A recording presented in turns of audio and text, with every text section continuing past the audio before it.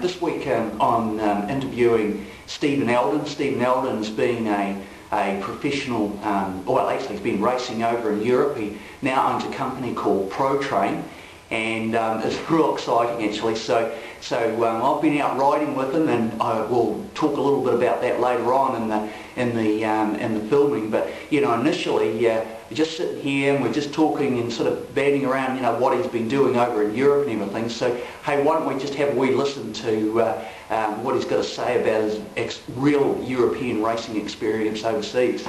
You've been over racing in Europe. You know, you've been in those big pelotons racing. Tell me a little bit, you know, about what sort of racing you were doing, you know, over there, who were you racing for, and what sort of races you did.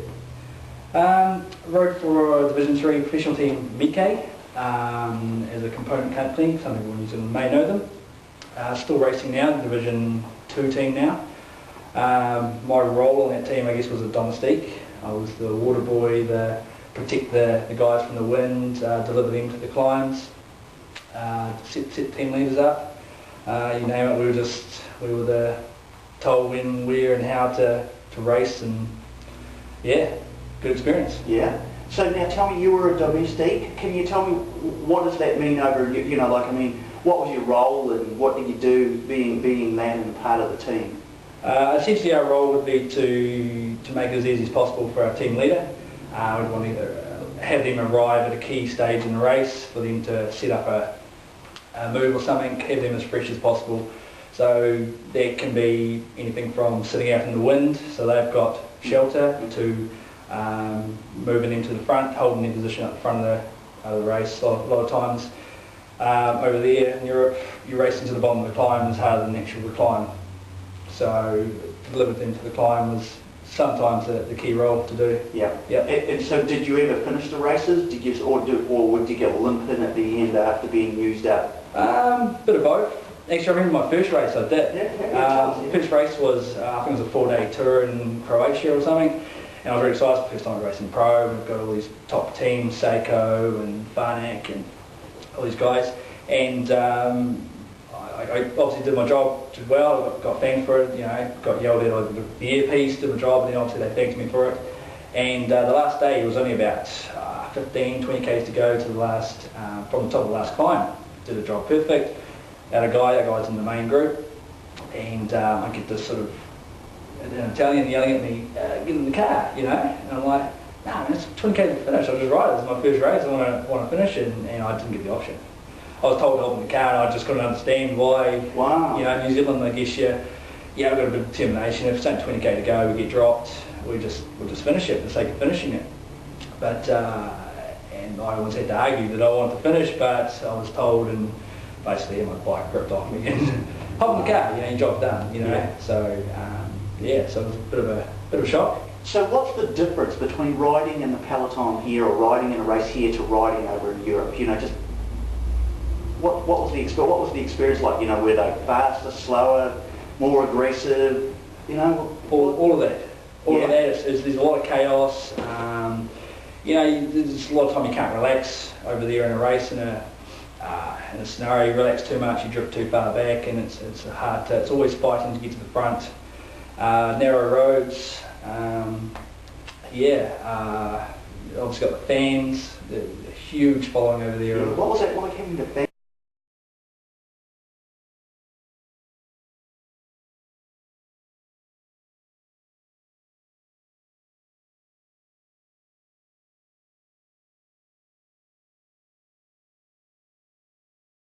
Tell me, did you ever crash while you were over in Europe?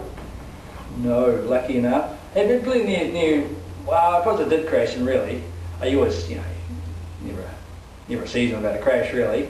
I'm probably due one actually pretty soon, actually. But yeah, I had no major crashes, so to speak. You know, the odd little tumble, and you know, as you would. And early season in Europe is, for some reason, everyone's nervous and twitchy, and so there's often a lot of just near misses that you know, little tumble or something. It's not major.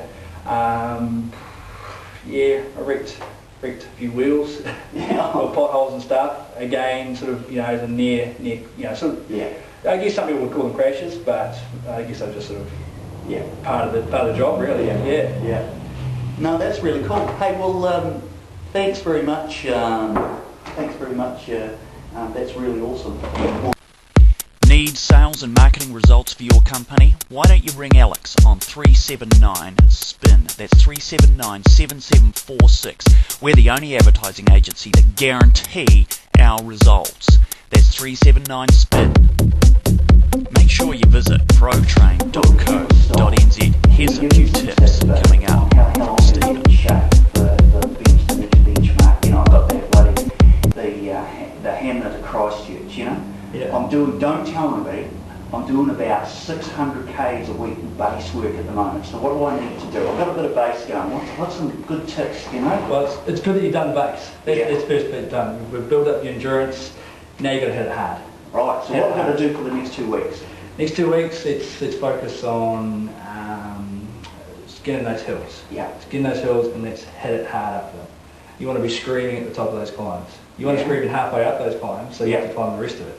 Wow. That's going to stimulate, because that's what's happening in racing, isn't it? Yeah, right. You're on the limit. That's when the gas is on. You're on the limit. You're chewing on that stem. So let's get you chewing that stem for the next couple of weeks. Yeah, right. Okay. So that's what I'm going to do for me. Is there anything else I should do to, just get tweaked up so I can go out there and smack over those guys? Even though I'm just an old vet. Be rested and recovered. So how do I do that in the next week? Well, that's the thing. That's half the thing, I guess. Is most people, smash after we've done the base miles. Yeah. We've got to recover before we can smash ourselves again. Right. Got to be fresh. Okay. So obviously, we don't want to be smashing ourselves in the last couple of days before a race. We just want to back it off and have a few little spins and maybe a few 10-second sprints. Yeah. Freshen up those legs. Wow. Okay. Right. Got that. Don't tell anybody that I'm going to be out there and that I'm on my game. Okay. Pro train. How long you been doing pro train for, and how did you come to set it up and why and all about it? Pro train is 1 year old, I think, this week actually. Yeah. 1 year old, so it's been a pretty first year in business, pretty tough year, I guess.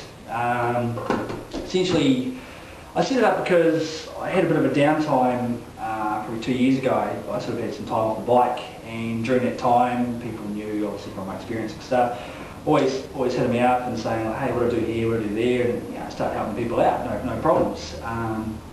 Came to the point where working 9 to 5 for somebody else, and I guess that just became a chore. I wanted to get back into riding my bike again, and I guess combining both of them has worked quite well.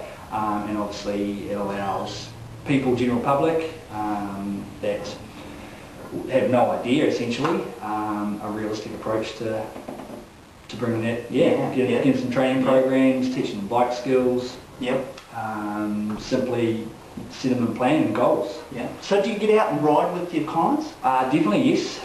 Sometimes we just, they could be group rides.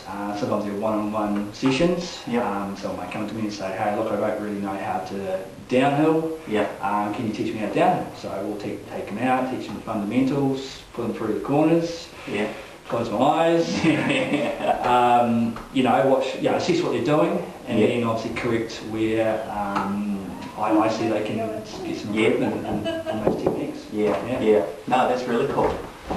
What's the sort of like some of the results your clients get after sort of training with you? Like can you turn me into Lance Armstrong and what? No. No. Okay, so you can't. What can you do for your clients? Essentially, I do for the clients what they want. We set goals. I guess my role as coach is to make some of them realistic.